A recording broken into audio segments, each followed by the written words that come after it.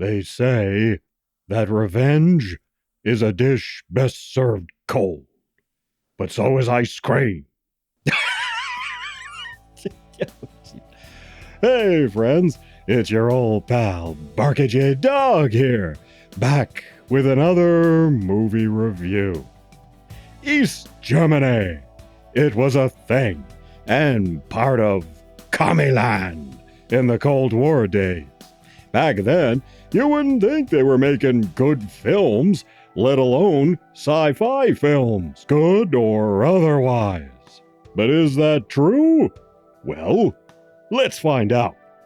This time, we're talking about Signals, a space adventure, an East German film from 1970.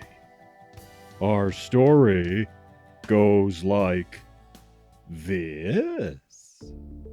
A spacecraft is on its way to the outer solar system to investigate some mysterious signals. When they up and smack into a meteor, it looks bad for the crew, and rescue seems unlikely. One crew member is this cute chick who just so happens to be in a relationship with another cosmonaut who wants to find a way to save his endangered chick.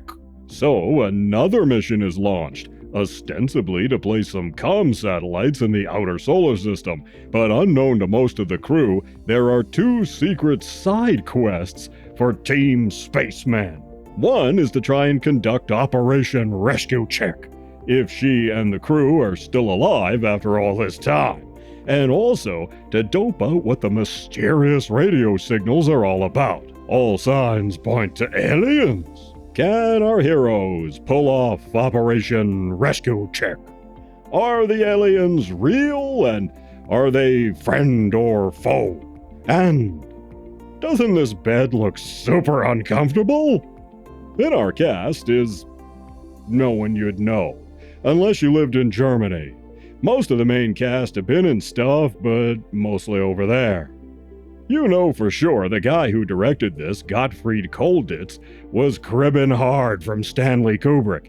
He's obviously taken inspiration from Kubrick's 2001 A Space Odyssey. Gotta say, the effects in this thing are absolutely amazing. Outside of 2001 or Space 1999, when's the last time you saw spaceship miniatures look this gorgeous? The only quibble I have with the effects is how these shuttles dock. Check it out. See, they just sort of stop on a dime, but really, they ought to slow down and then stop. But that's a minor, like I say. The sets are equally amazing, to be honest, and check this out. This isn't a miniature, this is a life-sized mock-up of the rescue ship's shuttlecraft. True, there are some goofy things here, such as the crew and their significant others and kids hanging out at the beach. All that stuff's pretty silly. Then there's also a zero-G training sequence with this space chick here that goes on way too long and has some really goofy music behind it. That's the kind of thing that makes some of Signals feel all the world like an Italian production. Italian sci-fi has always had that weird goofiness, and you see some of that here. Even so, this movie is really something else, and not the first thing you might think of when thinking about sci-fi from this era. Later on, director Gottfried Kolditz made another sci-fi film, which, coincidentally, is also on this here Blu-ray. This is a 2-disc set, although I think these discs were meant to be sold separately, given that the same featurette about the director is on both discs.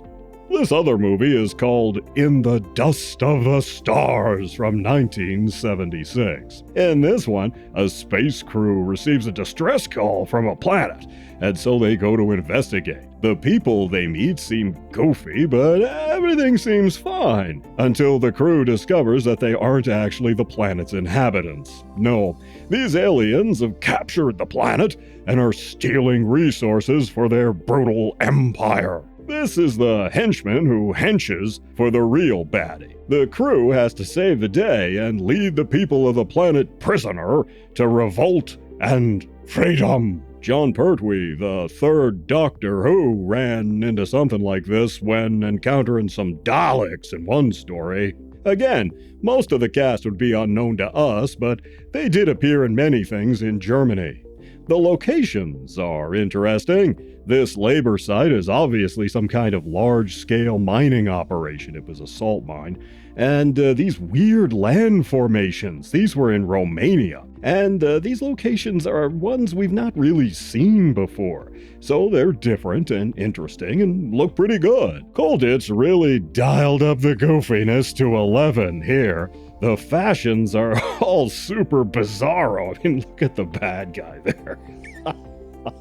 And truth be told, aside from that, what the hell am I watching factor, this one's not quite as good as Signals. The spaceship here looks like a kind of a tarted up Saturn V rocket that lands upright, so that's kind of dumb. But they do have sexy chicks. Some are dancers who flash the goods. And then there's this sexy crew chick who plays peekaboo while in the shower. Then she does a naked dance in silhouette. For like no reason, but I'm not complaining. She looks great. How do I sign up to serve in this Starfleet, Captain? And I have to be honest, in the last third of the picture or so, I was even getting a slight classic Star Trek vibe. So it's not terrible, but, well, it's not as good as Signals. This Blu-ray is definitely worth your shekels as well as your time. The presentation is practically flawless, and both films are different from the usual sci-fi fare. So I guess the answer to the question is yes, some of these, at least these two installments, are actually pretty good sci-fi films from Kameland. In the dust of the stars, I'd probably give 2.5 paws up, cute space chicks notwithstanding. It's quite fun and has a lot of goofiness. Signals is a bit long perhaps, but I still have to give that 2 3/4 paws up. It's just made of wow. You take care of yourselves, and I'll see you in the next one.